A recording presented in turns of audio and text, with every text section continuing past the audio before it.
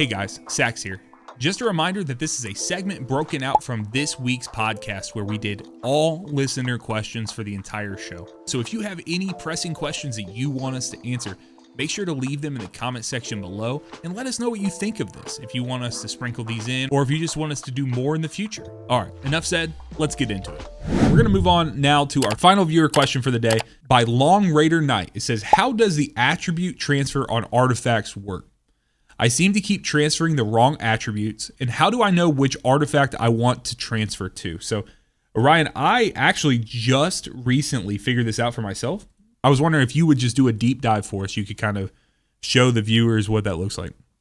For sure, and be patient with me. This isn't the most straightforward system. Sure. Even for myself, I sometimes I'll double click through things just to make sure that I'm doing it correctly because it can be quite confusing. So bear with me. But obviously here, Ning Fei. So you go into your artifacts, right, and we'll look at a nourishing pact, and I have some of these prepped just for examples, but you want to find artifacts with substats that have these gold thumbs up. That should kind of be your highest priority. And you can see, I have some of them. Some of them I do have. There's these silver thumbs up, and this isn't. I want to preface this. It's not just a gold is best. Blindly go for that. There are instances where the gold thumbs up isn't necessarily the best, and that's on a case by case, and that's a whole nother discussion. But do your research, test it out. You want to target, maybe the easiest way is to say, I want to target these gold thumbs up. So we'll look at these mythic artifacts. And you can see here, I have a mythic artifact that's 2210 power, but these substats are not great. But overall, they are pretty high level. I want to say they have pretty high values. Now I have this other artifact that is a lower power overall, but does have these 3 desirable gold thumbs up substats. And what the artifact transfer does is it allows me to put these substats onto this artifact and retain these power values. So before I get into that, the advantage here is that allows me to invest into this initial artifact. I can modify it. I can do refractoring as much as I want to up its power level as high as I want, but then continue to farm for artifacts that have a stat distribution that I want, or not stat distribution, an actual the substat name. Don't worry about it does not matter what these values are because I'm not actually transferring those. I'm transferring the actual name of the substat onto the original artifact that retains its power. So hopefully that makes sense. So the way to do this is you pick the base artifact with the high power that you want to maintain. You go into modify, attribute transfer, right? So you can see here, this is the transfer changes, and this is listing what the original artifact is, which are the ones that I don't want. I want to get rid of these, and I want to maintain these values. So now I'm going to go in and pick the artifact. Obviously, I've been farming for these a lot. You have. I want to pick the one. I'm trying to get an exotic one, but it just won't give it up. So I want to pick the one that I want the actual gold thumbs up for. And you could see on this screen, what it does is it keeps the values the same, right? 53, 53, 45, 45. And what it's doing is it's replacing the actual stat category with the 3 desirable ones. So now if I hit transfer, it'll tell me they've already been enhanced. That's fine. I shouldn't have juiced them, but I wanted to level them up so it made sense for what I'm actually confirming. And it does give you a refund, which is nice. But now you could see the artifact that I end up with is an artifact with the 3 desirable substat categories that I want at the value of the original artifact. So now this is the one that I have. You could see it's keeping that 2210. And now it's got my 3 gold thumbs up desirable artifacts that I want to keep. Few points that came to mind for me. First off, I was thinking, okay, what is this system actually accomplishing? The point that I understood when I first got into this was that they want you to not be afraid to invest in artifacts until you get the perfect one, right? Like they say, hey, 100%. we want you to play exactly into this correct. artifact system. And then you can continue to farm, you can continue to look. We're taking a really juiced up new one, right? Like a stronger from the number aspect, and we're putting that into a more favorable substat. Because as you guys have laid out for me, yourself, Sam, all of you guys who've come on here, you guys have helped me understand with the artifact system, and correct me if I'm wrong, the name at the top, the bolded name, Nourishing Pact, what you're clicked on right now, that means a good amount, right? Because you know what you're going to get as the core, functionality of that. But the real secret are those substats. That's where you differentiate your character. Am I correct in saying that, or am I missing the mark there? Yeah, exactly. I mean, it is true. At a base level, the artifact perk, what the named artifact does, is arguably the most important at a base level framework. Okay. But then building your character to be more strong, to tackle that higher level content, then after you have the base artifact, then all the substats are where the real meat and power comes from.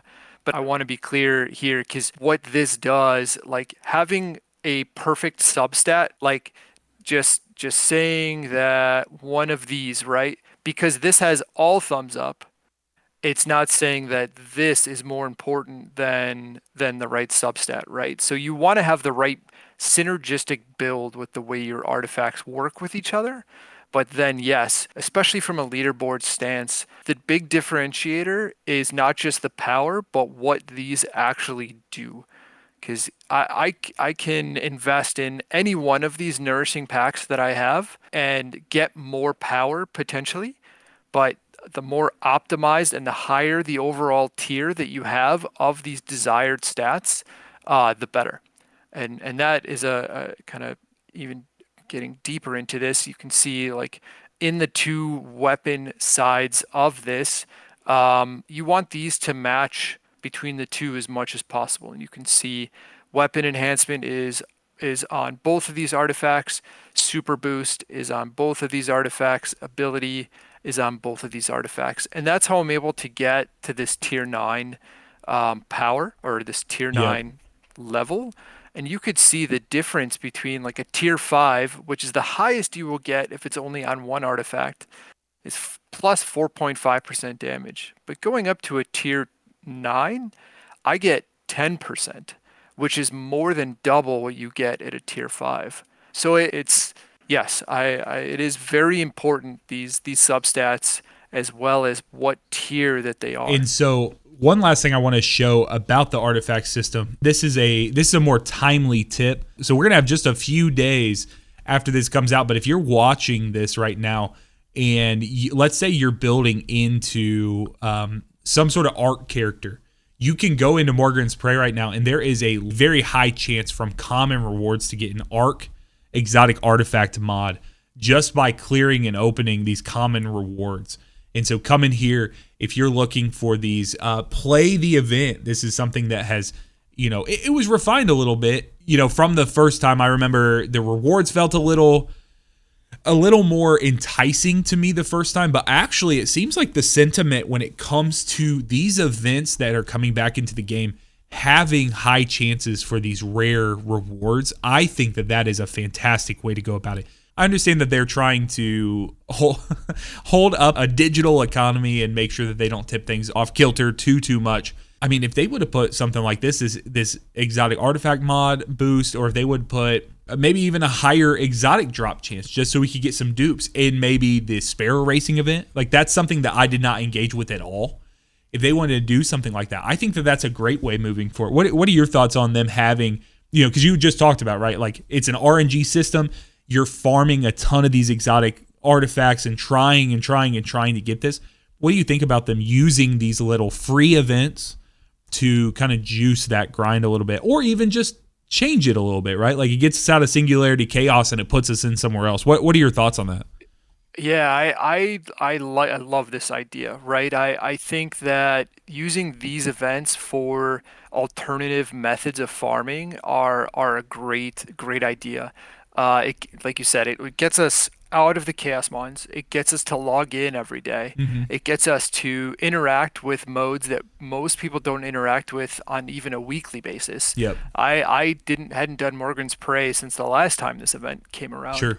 I think that they should leverage these types of events more to get us to do more of these things. I think that if anything, they could be more rewarding to get people to interact with it on a more common basis. Even if this was like multiple events that they cycled with consistently. It's a timely thing too, right? What something like this shows me is that they actually are considering things. I think oftentimes we talk about game devs like, oh my God, like if they do something good, it's like, oh my God, they cooked, they did so good. On the other hand, they'll do things and they're like, oh my God, they have no idea what they're doing, right? Like there's no middle ground, right? There's no middle ground. I'm like, hey, these are humans that maybe they just didn't want them to have to crunch to push this out 2 weeks earlier, so they pushed it back a little bit. There's nuance there. I'm not saying they do everything right, but what something like this shows me is that they are considering their rollout, right? So they know they're cognizant of the fact that Hellhest is in the game. Rossi 11, both of those characters just got put in the game. They are juiced, right? Like they are yes, both very good in their own rights. And the strongest character in the game, bar none, is Ningfei because of the meta that they've established, right? They've established this meta of go fast, kill everything as fast as possible, and burr, go, do that thing. That is Ningfei, right? And until that shifts, until we get a different meta, that's what it is. So I say all that to say, them having an event and them even being cognizant of like, hey, let's not muddy the pool. The fact that they only have artifact mods in here makes a ton of sense for where the game is right now, and that shows me that they're thinking critically through these reward process. What's your thought on the fact that they're just including the arc here? Yeah. I mean, this is very, very common in the gacha space in general, right? Like they want to encourage you to pull and use the character that they are currently featuring, okay, right? But the benefit here is that this is just purely reward sure, for the user.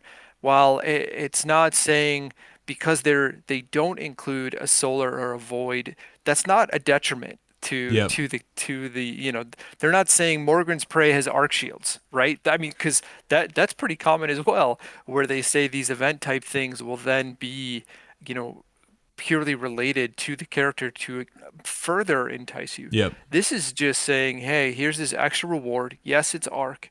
Yes, it is in the theme of the banner that we currently released. I think this is great. I also think the rewards overall, while my only gripe is that they don't have incandescent clusters again, just because of how limited those are. Yep. But I think that the rewards for this cycle of Morgan's Prey is overall better than they were last cycle. I guess I'm sure someone could do a 1-for-1 comparison. And honestly, I probably could do that on my channel just because I think I went through on my original Morgans. I probably could do that. And to be honest, with only 5 days left, I'm not sure how much it is. I put out a YouTube short yesterday basically breaking this down in a minute and a half. And that has actually been viewed quite a few times. There's a lot of positivity around that. So I think that there's a lot of energy in a good direction for that. I think the key we just need to know is that this goes to show, right? I think we are so quick as a community, and I am talking about the Destiny Rising community, but let's just talk gamers at large. We're so quick, especially the live service games, to immediately assume they don't know what they're doing. This event was crap. All events will be crap. Like that kind of thing. Yeah. Oh yeah. That's the way we go. And the doom and gloom is rough. Man, and that's the way that we hear so much, but I think it's so impressive to me. It's not perfect, but it doesn't need to be. It's a live service game, and this event has been this is the second time we've got it this season, And so them taking it and saying, hey, we're even going to tweak it from one to the next. I talk about this often, and if you listen or watch enough of my content, guys, you will hear me say this often. There are levers to everything. You don't have to fully throw the baby out with the bathwater. You don't have to take everything and dump it out and say, like, oh, okay, we got to start again.